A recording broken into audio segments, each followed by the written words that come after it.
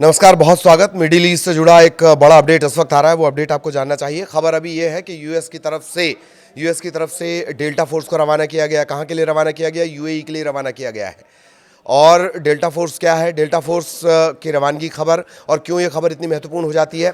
आपको याद होगा कि जो जनवरी का घटनाक्रम था जिसमें वेनेजुएला के जो राष्ट्रपति हैं, जिन्हें जो मिशन था उन्हें उठाकर लाया गया था, एक तरह से उन्हें बंधक बना लिया गया। उस फोर्स को उससे अंजाम देने वाली डेल्टा फोर्स ही थी। इसके अलावा 2019 के आसपास आईएस के जो चीफ को असैसिनेट किया गया था, मारा गया था, वो काम भी डेल्टा फोर्स ने किया था। शैडो फोर्स भी इसे कहते हैं। और ये क्रूरतम ट्रेनिंग के बाद ये फोर्स तैयार होती है। डेल्टा फोर्स के करीब करीब 150 जवान, इसी से अंदाज़ा लगा लीजिए कि वो जाते हैं, मिशन को अंजाम देते हैं, वेनेजुएला पहुंचते हैं और उनको एक खरोंच तक नहीं आती है और वो राष्ट्रपति को लेकर पहुंच जाते हैं। खबर अभी ये मिल रही है कि डेल्टा फोर्स रवाना की गई है, यूएई के लिए रवाना की गई है। तो क्या ये माना जाए कि ट्रंप प्रशासन या ट्रंप अब आर पार के मूड में आ गए हैं?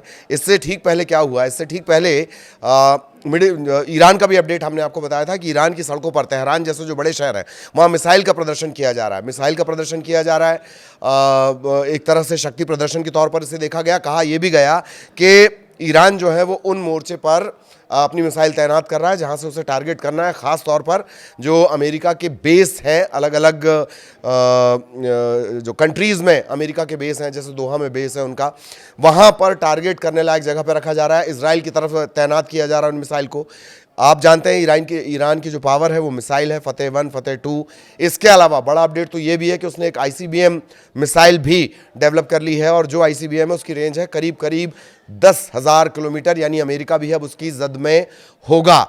एक तरफ वो तैयारी है। खबर ये भी है कि जो खामेनेई हैं, सर्वोच्च लीडर हैं, सुप्रीम लीडर हैं, खामेनेई जो हैं वो फिर से बंकर में जाने वाले हैं, जिसमें कि ताकि उन पर किसी भी तरह के हमले का असर ना हो। बंकर भी ऐसा वैसा नहीं है, बंकर ऐसा जिस पर परमाणु हमले तक का असर ना हो और अमेरिका जिन B-2 बॉम्बर्स का जिक्र करता है वो हमले भी नाकाम हो जाए। एक तरफ ये बात चल रही है, दूसरा बयानों के तीर भी चल रहे हैं। बयान इतने ज़्यादा तेज़, आक्रामक और तीखे हो चले हैं कि ऐसा लग रहा है कि क्या ये मामला आर पार कि उसमें चला गया है। ट्रंप को क्रिमिनल कह दिया गया है। इससे पहले कहा गया था कि हम जीतने के लिए जंग नहीं लड़ेंगे, हम मारने के लिए, यूएस को मारने के लिए जंग लड़ेंगे। एक ही बड़ा अपडेट। और अब ईरान से जो बड़ा अपडेट आया है कि वो उसके जो बड़े शहर हैं, तेहरान जैसे जो बड़े शहर हैं, वहाँ पर मिसाइल का प्रदर्शन किया जा रहा है। अब बड़ी खबर ये आ रही है कि वही डेल्टा फोर्स जिसने मादुरो को किडनैप किया था या वेनेजुएला में जिसने ऑपरेशन को अंजाम दिया था, दुनिया की सबसे खतरनाक कमांडो फोर्स ये मानी जाती है, सबसे बेरहम शैडो फोर्स भी इसे कहते हैं। इसके जो मिशन होते हैं वो बहुत बेहद खास होते हैं। मसलन आईसिस चीफ को मारने वाला जो मिशन था वो इसी के पास था। 2019 के आसपास का वो घटनाक्रम है, सन इधर उधर हो सकता है। इसी फोर्स ने, डेल्टा फोर्स ने ही उस मिशन को भी अंजाम दिया था। इसके अलावा वेनेजुएला में जो ऑपरेशन अंजाम दिया गया यूएस की तरफ से, उसे भी डेल्टा फोर्स ने, और अब वो यूएई की तरफ डेल्टा फोर्स को रवाना किया गया है।